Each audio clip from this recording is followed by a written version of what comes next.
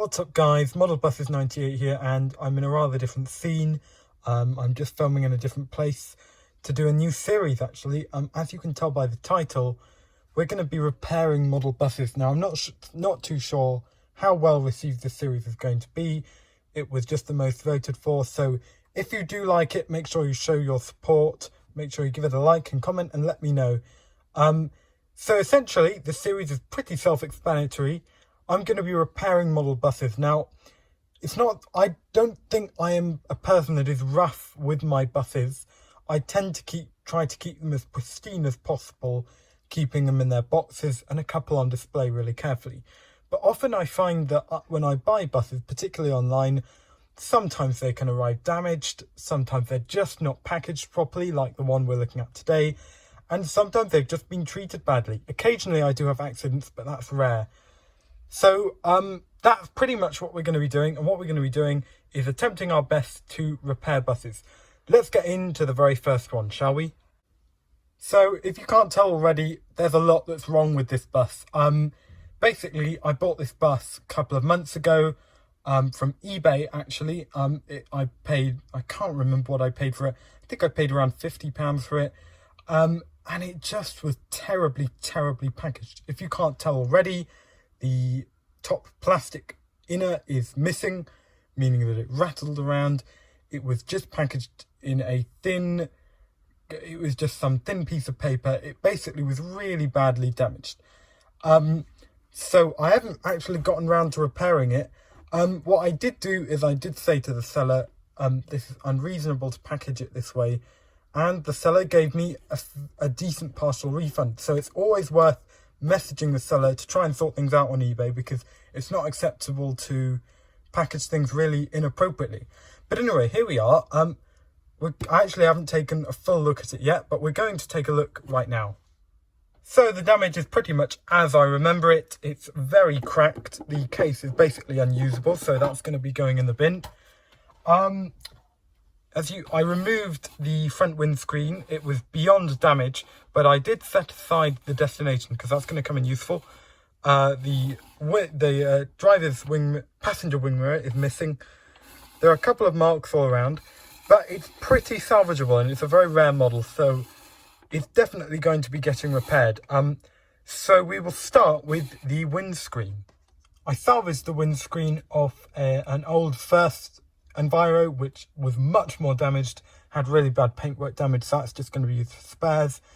All you need to do is pop in the 36 destination, because it's obviously not going to have the same destination as the 36, and it simply goes in like this.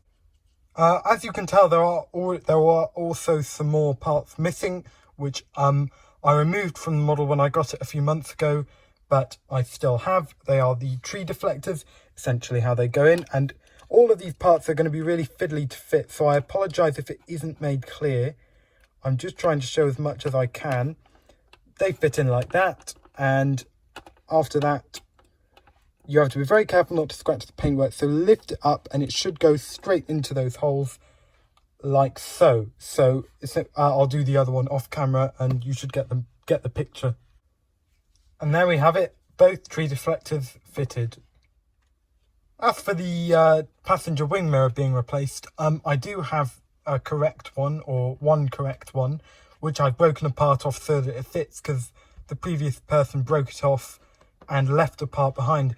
One of the things I must say kind of makes that I have to say that's in part with this video is it is really worth doing these repairs really slowly and really carefully, because I don't see the point to having a really detailed bus that you're just going to be really careless with and hurry things with and damage and make it look nasty, because there really isn't any point to that. I really think it's worth taking your time, using the correct materials.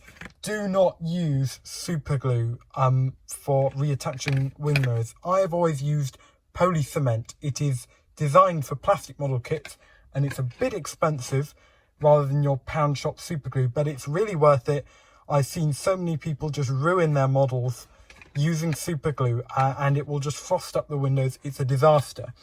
Now this bit you have to really take your time with, but essentially what you need to do is you need to apply a little bit of poly cement This is what it looks like. It's basically the same or a similar consistency to super glue. And I can't video this just because it's too delicate. It's too difficult. I haven't actually got much room here. But what you will need to do is, I will describe it. You mustn't apply too much. Just apply a dab. And if it literally isn't enough, then apply a bit more. You need to then hold it really, really still. You need a still hand. Apply it in the same position that it was before. And you need to put your fingernail underneath it. So, for example, like this. I haven't put the poly cement on. But you need to hold your finger like this so that it stays in position. Wait for it to dry for about 2 minutes. Yes, this will take about 2 minutes of just holding it in place. And then afterwards you apply a dab more. And then after that it should be stuck on. I'll show you the finished result. If you can see now, it's just drying. I've applied a little bit. It really is worth taking your time. It's never going to look perfect because it is being reattached. But it's really not worth having it frosted up. And it's worth taking your time to not spill any. I'm not saying you should beat yourself up if you make mistakes. I'm not acting like I've never made mistakes. I'm just trying to caution people towards going around destroying their models by accident and then feeling sad and blaming me. And as soon as the mirror has dried, all it needs is a new plastic inner cover. This is really important to make sure it doesn't move about. And then it needs a non-cracked, although I will give it a clean, a non-cracked cover. And there you have it. Thanks very much for watching this video. I've tried to make it as well as possible, but once again, you have no idea how difficult it is to make. It really has been quite a trial. It's been really tight around here. Very difficult to move around, but I've tried my best. I hope you liked the video. If you like this type of video, make sure you show your support in the comment section. Let me know if you liked it, because that way, the best way for me to know what videos to make is when people let me know in the comment section. Anyway, thanks very much once again for watching this video, and I'll catch you in the next one. Bye for now.